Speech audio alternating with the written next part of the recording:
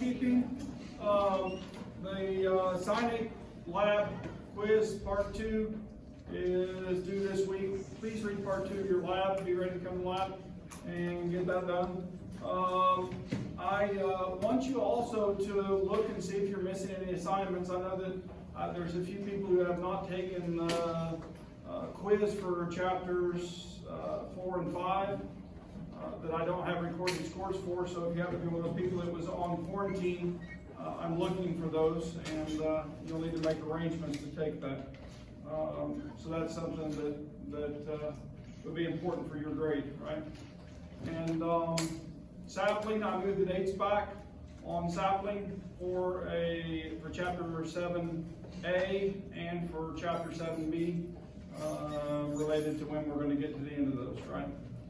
And so anyway, any other things going on? Do you know the date of our final, like what day it is? I would have to look that up. I mean, I can very quickly.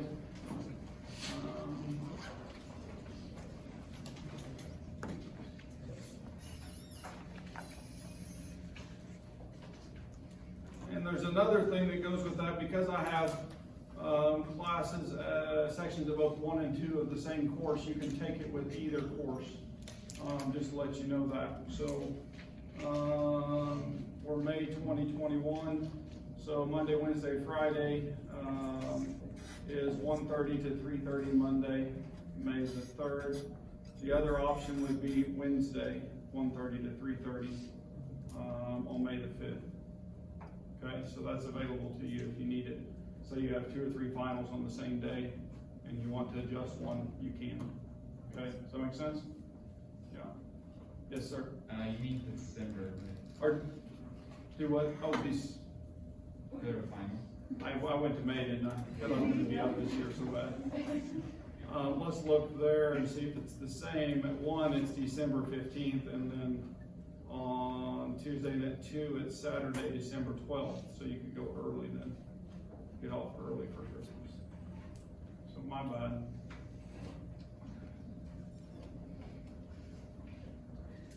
Yeah, it's on video. You can go back and play it again. I'll leave it in. I won't even cut it out. All right. Anything else?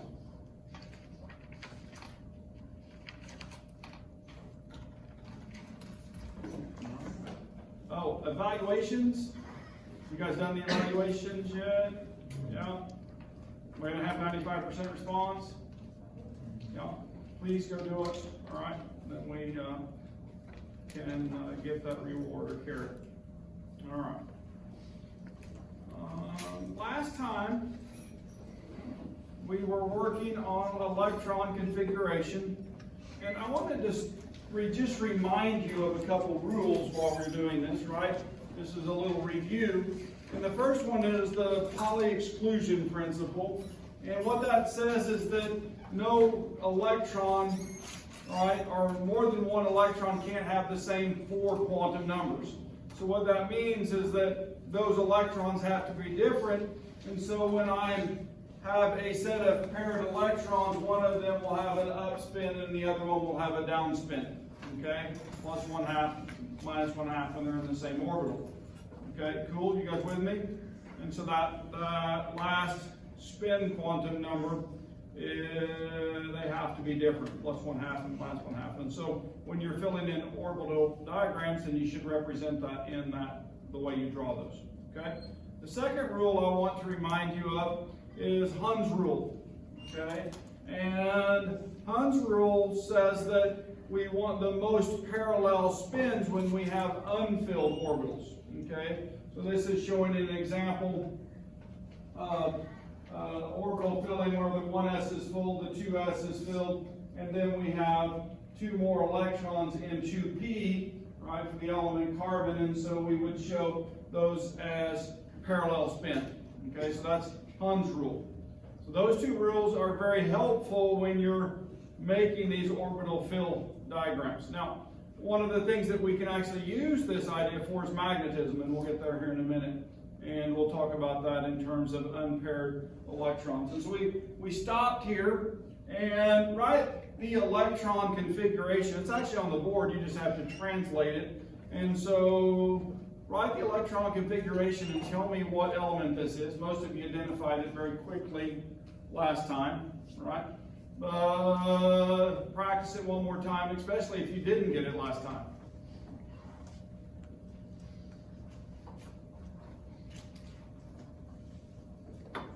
So it'll be 1s2, 2s2, 2p6, 3s2, 3p5. What element is that?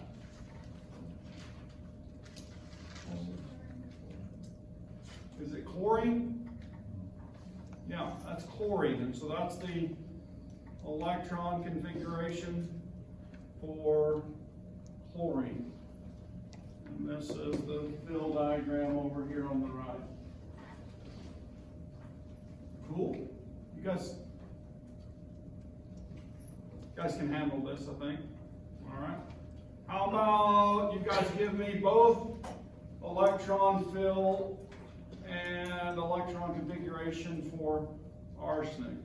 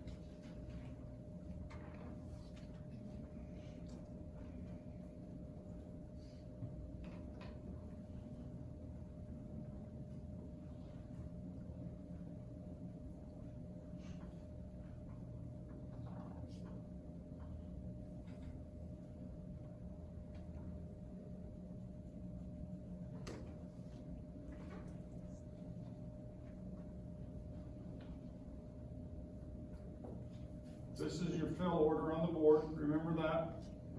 And note that when I have an s orbital, I can put 2 electrons in it. When I have a p orbital, that's 6, right?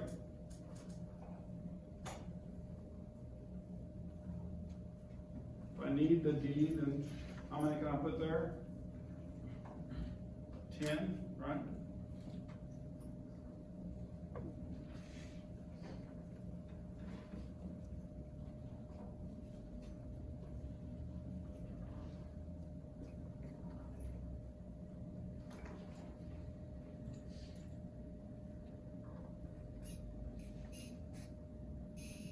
A total of 33 electrons when you count them.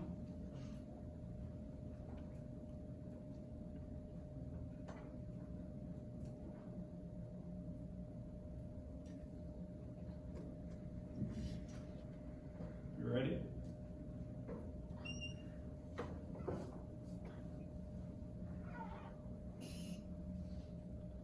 So 1s2, 2s2, 2p6, 3s2, 3p6, 4s2, 3d10, and 4p3. What'd you guys do? You guys know that there's a shorthand for this, right? That's very common.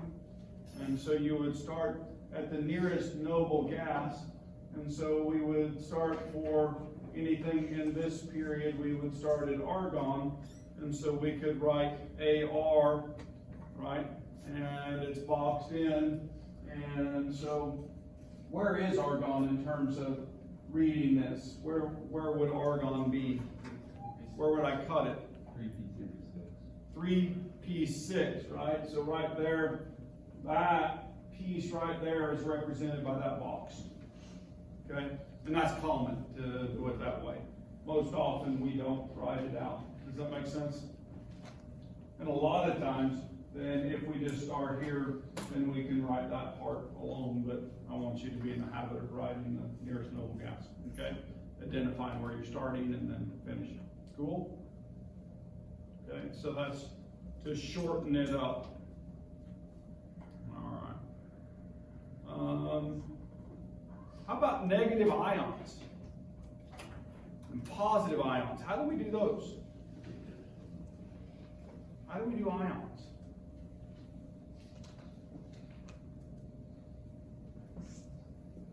How about if I have a negative ion, I'm going to have one additional electron, or two additional, or three additional, right? I'm going to have more electrons than protons in my atom, okay? If I have a positive one, then I'm going to have more protons than electrons.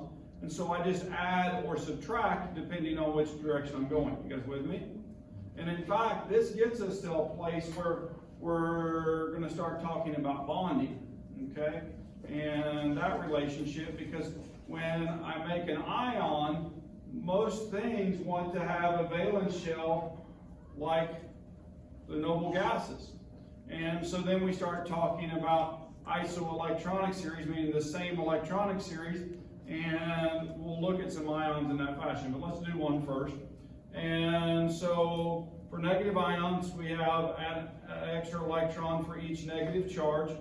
And so let's look at sulfur -2. I want you to do the electron configuration for sulfur -2.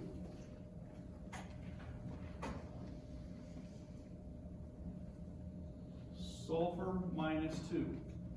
How many electrons would sulfur normally have?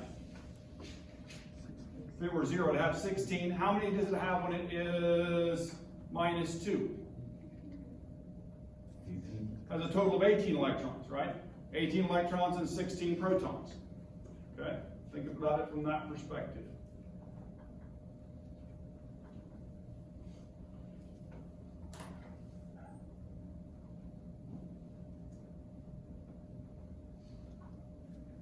So 1s2, 2s2, 2p6, 3s2, 3p6.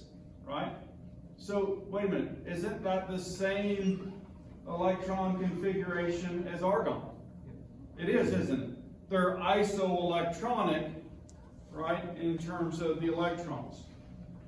That's a stable structure, and it's very common for it to form.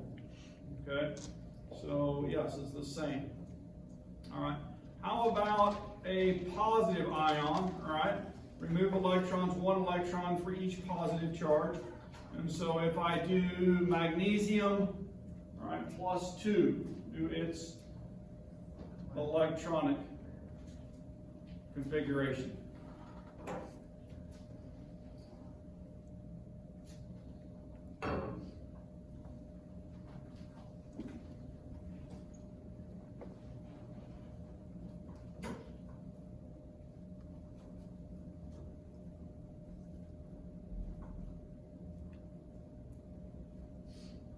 So it's 1s2, 2s2, 2p6, right? Because it is isoelectronic with which noble gas? Neon. Okay? So it has the same configuration as neon. When magnesium gives up 2 electrons, it would have 10 electrons like neon, and it'll have the same configuration as neon. Okay? So just so you guys can see that. Then 1s2, 2s2, 2p6. And I always have the students say, well, can we just put neon in a box and call it that? And I'll say, oh, write it out. Okay? So just for practice. Cool? Yeah. But yes, that would work. All right.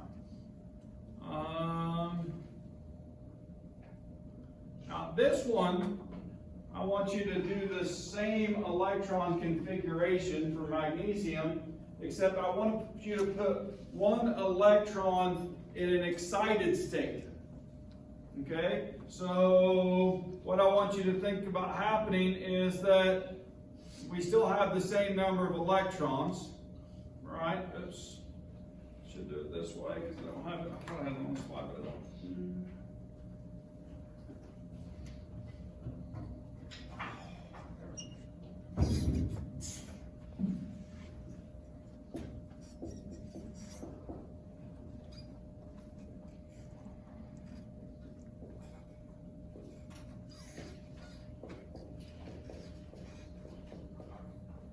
Alright, so what I want you to consider is that a photon has come along and it has interacted with one of my valence shell electrons, okay? And so it's moving that to the next higher energy level. Can you guys write a configuration which would represent that? Start with the one you just did and take one of them out of the last p orbital and move it up to the next higher energy level. Okay?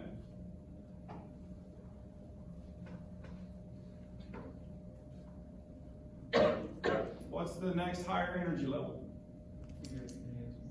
What's that? 3s1, right? So that we would write it as 3s1. So the configuration would look, after the excitation, it would go from 1s2, 2s2, 2p6, plus the photon to 1s2, 2s2, 2p5, and 3s1. That actually helps you to answer a sapling question that's along that line. Okay? So exciting an electron and moving it to the next higher energy level. Now, would it have to stop if I put in a different quanta of energy? Could I go to a higher level even? Yeah, I could. Okay, so just realize that's for that one step up to the next energy level. Cool? Okay. All right, any questions on that? Practice these, they're kind of fun once you get the hang of them. All right, you should be able to blaze through them like a champion. So, when we start looking at the atoms on the periodic table, and we start talking about Lewis electron dot structures and atoms themselves and how they want to behave, those atoms really want to have a satisfied valence shell. Okay? And so Lewis came up with a mechanism to look at those valence shells through the way we draw atoms and molecules. Right? And we call those Lewis dot structures, and then Lewis structures in terms of the molecules that we're going to observe, right? Now, these are based on where they're at on the periodic table, right? If I start at lithium, right, when it's not an ion, right, when it's not an ion, it has one, well, draw the electron configuration for lithium again, just for practice, okay? Draw the electron configuration for lithium.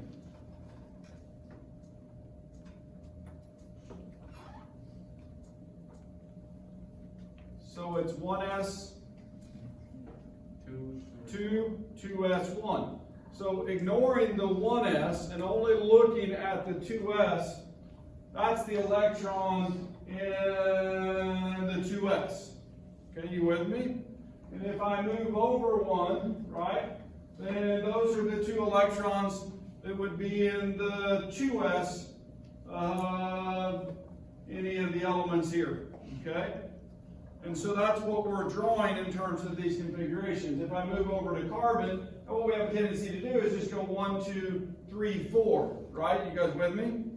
And so that's the 2 electrons that are here and 2 electrons that are here. Now, when we move on into structure and those types of things in molecular orbital theory, then what we'll find is that the relationship of carbon to the S and P, that the orbitals hybridize. Okay? We're going to talk about different hybridizations, SP, SP2, SP3, and those hybridizations allow the different structures to form. Those hybrids mean that the S and P orbital have come together to make a new orbital. Okay? And we're going to learn about that. And so the relationship of the electrons that are found in those valence shells is shown in these Lewis structures. Okay? Shown in those Lewis structures. And so these things are super useful for chemists. They really are. And not only that, when you start doing organic reactions and mechanisms associated with that, being able to track those electrons and how they move from one place to another to make new bonds is invaluable. Okay? Now, there's another topic that drops into this is a piece of what we're talking about, and it's magnetism. Okay, since we're talking about electrons and their relationship to properties of an atom and how they interact, be able to identify how many are present, well, then we also can identify a property of atoms, and it's called magnetism, right? And so if I have electrons that are spinning, right, and I have an unpaired electron, then that unpaired electron can align in a magnetic field, and when it does, that's called paramagnetism, okay? It's called paramagnetism. And when I have two that are counter-spinning, then they won't align, okay? And so I can't get them to go in one direction. There's a special case of paramagnetism, and it's actually called ferromagnetism. Now there's more than one element other than iron which will do this, but iron is the one that is named after. And you guys have used a magnet, a permanent magnet before, haven't you? And you've had that and stuck it to something. And so the interesting thing about that, if I take something that has ferromagnetism and I align it in the magnetic field, then it will fix the orientation of the magnetic field, and the element will keep it until it's heated or introduced to a different magnetic field. Okay? But actually heated change. And we can actually talk about that in a cool way. So that's ferromagnetism. So this is just language that we want you to learn and want you to think about it. And so I want you to think about it from the perspective of the electron. And I'm going to ask, is lithium diamagnetic or paramagnetic, and how would you determine that? Orbital fill diagram. Okay, so if you have we just did this one as an electron configuration. Does it have an unpaired electron in its valence shell? And the answer is yes. Okay, now, and so in that case, then it's paramagnetic, right? And so it would align. What about helium? What about helium? Does it have paired electrons or unpaired electrons in its valence? Paired, right? And so if it's paired, then it's what? Diamagnetic, and its electrons will orient in the magnetic field. Okay, you guys with me? So they counter each other out. What about nitrogen? Okay, so do your electron fill.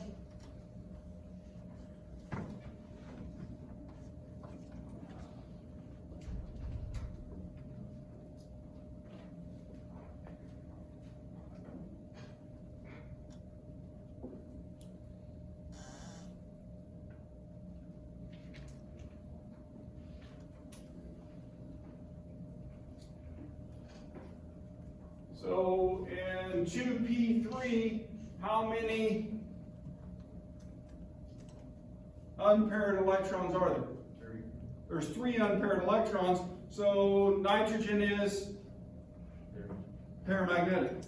Okay? So if I have a nitrogen atom with its electrons, it's paramagnetic. All right? What about oxygen? And it's an even number of electrons. There's 2 unpaired electrons, so oxygen is still paramagnetic, right? Paramagnetic.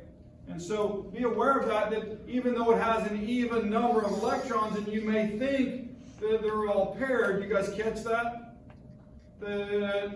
Because of the orbital fill, then you have to realize that there's 2 unpaired electrons in that 2p orbital, right? And that's how you identify that, okay? So use that orbital fill to determine that. All right, so this is just showing those. I'm going to go through these. Is hydrogen para or diamagnetic? Para. Helium we just did. What about lithium? We just did that one. Oh, we did nitrogen, so we've done all those. My bad, I thought there was something new on there. How about iron? How about iron? We already know about iron. Can we make a needle into a compass? Yeah, and so it's actually ferromagnetic, right? And so electron configuration for iron is shown there. So 4 unpaired electrons, and those will align in a magnetic field, and will look like this. Now, it kind of, we taught a class here. Dr. Fennell and I keep wanting to bring it back. We want to add a lab component to it. It was called the Changing Universe of Science, okay? And it started at the atom and finished at evolution, and it introduced junk science and those types of topics. There's been a little bit of that lately. And then it also looked at these 5 great ideas. And one of those is actually looking at the Earth and geology, okay? And it's talking about evidence that, of the things that the Earth does. And if we start looking at the continents, and we look between the continents and through the continents, there's these things called plates, okay? And so the center of the Earth is molten, and the outside has solidified, is much cooler, and the continents literally float on top of that. And if you start looking at some of those places where those plates are moving apart, you can go back a long ways in time, okay? And so as the magma, liquid magma comes up, right, and solidifies on the ocean floor, then it contains a lot of iron, okay? And so that iron displays ferromagnetism, and the iron atoms, they align with the magnetic field from the north and south pole. Okay, you guys with me? And so with that, then what they see is that the north and south pole actually flip on a fairly regular basis. So the north pole becomes the south pole becomes the north pole. Now these are on geological timescales, right? And so in the tens of thousands of years, and it's been a much longer body of time from the average to the last one. So maybe in our lifetime, we'll see that flip of the magnetic pole. Now, what will that do to the Earth? I don't know. But there's very good evidence that this happens. It's kind of cool, isn't it? Yeah. So when you look at the magnetic field on the bottom of the ocean, you measure that, and what you find is that there's basically like zebra stripes along those boundaries. Cool? Yeah, it is kind of cool. So where they? I bet any company that makes compasses will love that. Yeah, well, what will it do to our navigation systems and all those types of things? We'll have to put patches on and those types of things. It'll be A lot of samples. It'll be interesting to see how that happens. Now, other places, magnetism is really interesting. Is in one of our techniques that we use for the vanillin synthesis lab, or the vanilla acetate. And in that lab, we used a technique called nuclear magnetic resonance, right? Now, if you go to the hospital, anybody had an MRI before? It's magnetic resonance imaging. They took the word nuclear off of it because they were afraid nobody would get inside of one of them. Okay, you guys with me? Now, this is a wonderful technique. It works for odd-numbered nuclei, right? For example, hydrogen has 1 proton, right? When I look at helium, helium doesn't work because I can't align it in my magnetic field. Okay, the nuclei won't align. But when I get to carbon-13, which is really popular because carbon makes up everything, then the 13 isotope of carbon is quite useful for this. The fluorine-19 isotope, that's used in a lot of medical imaging, those types of things. And so we can align those in a magnetic field to see things. In fact, when you're doing your MRI in the hospital, normally they're looking at it from the hydrogen perspective, and that allows it to see the water densities, and then they can make a map of that, and the different tissues have different densities of water molecules, and so we can really clearly image from that. Does that make sense? We can turn that into a picture of your knee, of your whatever that may be, okay? Now, this is actually aligning nuclei, okay, and holding them in place in that field. and then they actually spin, the odd ones do just the same as the electron does, then we bump them with energy, okay? We bump them with the radio wave, and if that's tuned to the nuclei, then it's absorbed and it will cause the change in spin called precession, right? And so we can excite and then watch the decay, excite and then watch the decay. And when we do that, we can use that information to build images or pictures. And so it's really kind of cool. And you guys did that. And so it kind of fits in here with the spin of electrons, and nucleuses also spin. And we utilize or manipulate those to find things out about them, okay? Or make them into tools. And so that's a tool. So that kind of finishes the section of chapter 7 on structure, except this takes it in a different direction. And what we find is that there's trends in the periodic table based on what we've been talking about, okay? And so when I start at the top of the periodic table, I'm very small. When I get to the bottom of the periodic table, I'm bigger, which makes sense because when I add an orbital of electrons around me, my size gets bigger. You guys with me? And when I have more shielding of the nucleus, right, that also happens with that, I expand. And then what I find is that when I become a negative ion, right, from my atom size, I get bigger, right, because I fill that valence and I expand, and the nuclear pull is less than that of the electron, so it allows me to grow bigger. But when I form a positive ion, then there's more protons than electrons, and so my size diminishes because the magnet size of the nucleus is the same size, and I have less of the countermagnet pulling out, okay? So positive ions shrink in size, negative things get bigger, all right? And then we have ionization energy, how easy it is to remove an electron, and the noble gases are the hardest ones to steal things, an electron from. And then moving down that way across the periodic table from right to left, from top to bottom, then we find that those ionization energies diminish. And then we find a similar trend for electron affinity. We're ignoring the noble gases because they really don't want an electron, right? But fluorine really does, all right? Chlorine almost as much, and so on, but top left to lower right. And so we'll see all those trends as we go through these next slides.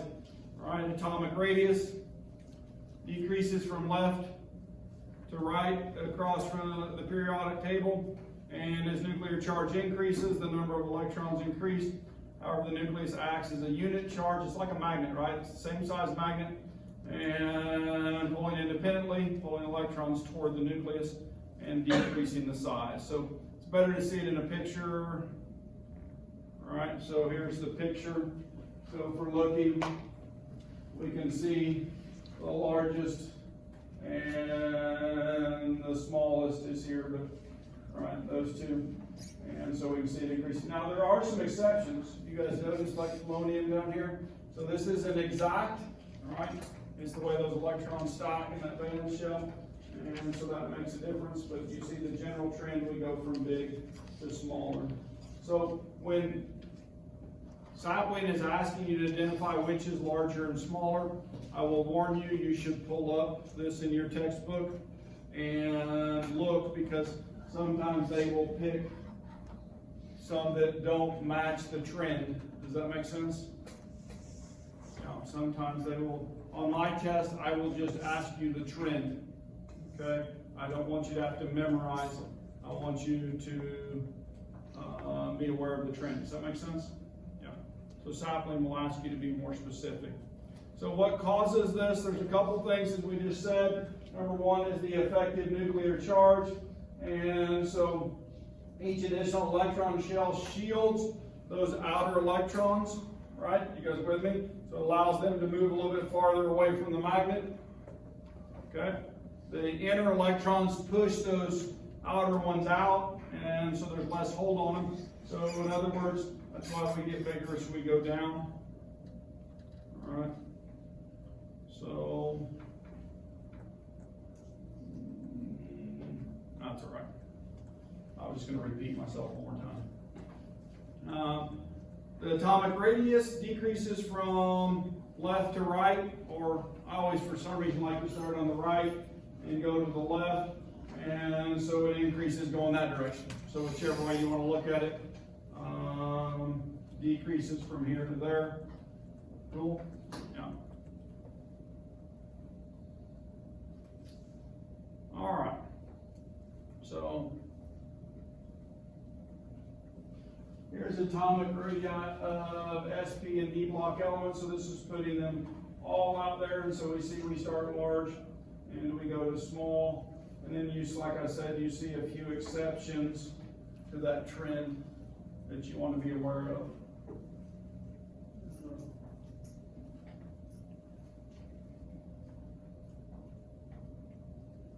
Now, we did a lab which we used copper and silver to make a thermochromic compound. You guys remember that? Yeah. And in fact, then we proposed putting gold in there to make that work. And I just want you to know that at normal temperatures, that compound doesn't change colors. Okay? Now, trend-wise, you would expect it to. If it's a size thing, then what's interesting is silver is larger than copper, but gold is actually between the two. So it wouldn't actually probably be a size thing. Just to let you know that. All right.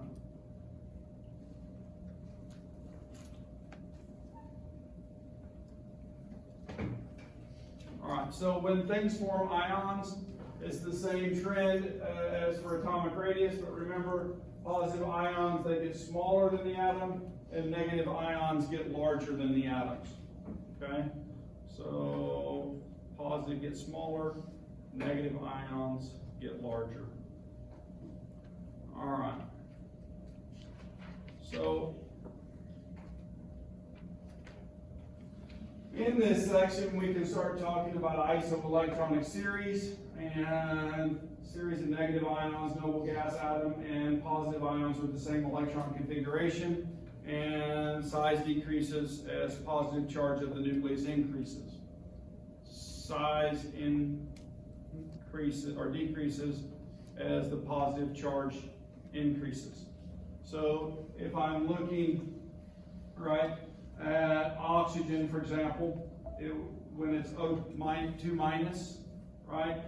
Fluorine when it's -1, and neon all have the same isoelectronic series, right? But in terms of size, right, the positive charge of the oxygen nucleus is less than that of neon, and so the fluorine or the oxygen is going to be larger than the fluorine, and so on. Okay, you guys catch that? And that's a concept that we've already talked about. We're just applying that in this case. And so we could do that with any of these series. And so all the 1s2s are here, and then the 2p6s are here, and so on. And so those are showing they have all the same series, and realize that the trend would be to start on the farthest one left. This would be the largest, and going to there would be the smallest, okay, in size. When we see them, you can see that in this picture, okay? So if we're looking at O2 minus, then we see it's larger than the fluorine, right? And then we see that the sodium ion is much smaller than the fluoride ion, and the magnesium is even smaller, and so on, okay? So as we relate the nuclear charge to the amount of electrons in that outside shell. It's a concept idea. Look how big sulfur is when it's a 2 minus. It's a giant. Now, you guys had lab this week, okay? And in lab this week, we're going to do chromatography. And in that chromatography, we're going to compare the chloride ion, the bromide ion, and the iodide ion to the cyanide ion. And I asked you to do a calculation to determine the volume of those, we're going to consider that they're spheres. And so to do that calculation, then you need the radius or the diameter. You can determine either one from the other. And so your textbook has those in this table. Okay? Now, I give you the dimensions for the cyanide ion in angstroms, forcing you to make a conversion because I believe these are in nanometers. So make sure you do that conversion appropriately, otherwise the numbers won't compare very well. Okay, so just throwing that out there. It's just a little practice and review from chapters 1 through 3. Okay, so a little bit of math and conversion.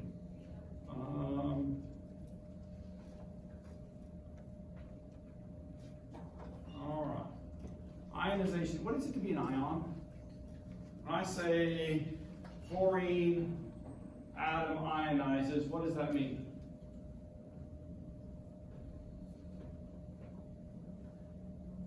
Well, you want to say that it becomes an ion, it becomes -1, right? But in this case, this is a little bit different. These energies are talking about if I have fluorine, the fluorine atom, and I rip an electron away from it to make it a positive +1. You guys with me? Okay? So to make it a +1, then does fluorine like to be a +1 ion? No, so it's going to take quite a bit of energy to take an electron from it, right? It's the electron bullet. Where if I have a metal over here, do they like to give away their electrons? Yeah, they do when they ionize, so they don't mind losing one to rip one out. It still takes energy to rip one out for most elements, but it's the same trend, hard to do, easy to do. Okay? Hard to do. High value for non-metals, electrons are difficult to remove from them. Low value for metals because, well, they like to give away their electrons. All right? Increases from lower left to the periodic table to the upper right. Although my periodic table always seems to start on the upper right. So, all right. So, first ionization energy is what we're going to look at. That would be to remove the first electron. What about if I have the same element? Right? I have the same atom, and I've taken the first electron away, and now I want to pull the second one off. Is that going to be easier to do or harder to do? Easier. Let me rephrase that and let you try to re-answer that. All right? So I have a nuclear charge, right? And we can Z effective, right? And that's going to be constant, right? You with me? And so I've taken the first electron and I've moved it out. Okay? This charge doesn't change, right? But I've removed one negative charge. And so I have, in this case, one remaining. Is this one going to be stuck more or less? Stuck more. It's going to be stuck more, and so it's going to be, the second one is always harder to remove than the first one. You guys with me? So as I start removing those electrons, now what I'm talking about is taking that neutral atom and pulling an electron off of it, right? And then as I pull the second one off, it takes more energy. What if it has a third electron to remove? That one's even going to be harder to take away, okay? In fact, there's a table in your book which shows those for consecutive electrons, and those values get very high when you get into large nuclei on the bottom part of the periodic table, and you've taken away most of their electrons, then it gets really hard to pull those loose. Okay? Cool? Yeah. So, all right. So this is the trend. Now it's kind of interesting. If I start, here's 1s, right, or the first period, and then if I get to the second period, right, I'm starting at neon, and neon is the highest, right? Then fluorine, then oxygen is actually below nitrogen, then oxygen, then carbon, and boron, and so on, right? But as you see, there's a general trend. This side has the highest energy, and then it goes down as you go that way. Okay, you guys see that trend up there? And I think this is really amazing in terms of periodicity. Now, we do see some of those exceptions in here, okay? And so realize that this isn't an exact science. If you want the numerical values, I think that's on the table here. I thought I had that. I actually have it as electron affinities, which is much the same. But anyway, so that's the ionization energies. And then electron affinity is the energy released when an electron is added to the atom. And metals have low electron affinity. Non-metals have high. They really like them. And so anyway, if I'm looking at that, then fluorine really wants electrons. In fact, all the halogens do. Okay, this is a negative sign, so that means that energy is lost from the system. When they accept one, they become happier, right? When they get their electron. When I get over here, we see those values are much smaller. And even like nitrogen's interesting because it could really care less whether it has that electron or not. And so, anyway, but we see that general trend from fluorine this way, although we kind of have a bit of a valley in there in this region of the table. Okay.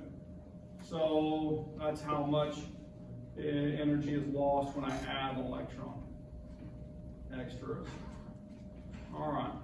The last slide that I have for this chapter is to talk about, it's at the end of the chapter, it's the Born-Haber cycle, and these are a couple German scientists, and what really the topic that's always the most popular, and we'll actually show it later, is the Born-Haber cycle for the synthesis of ammonia, okay?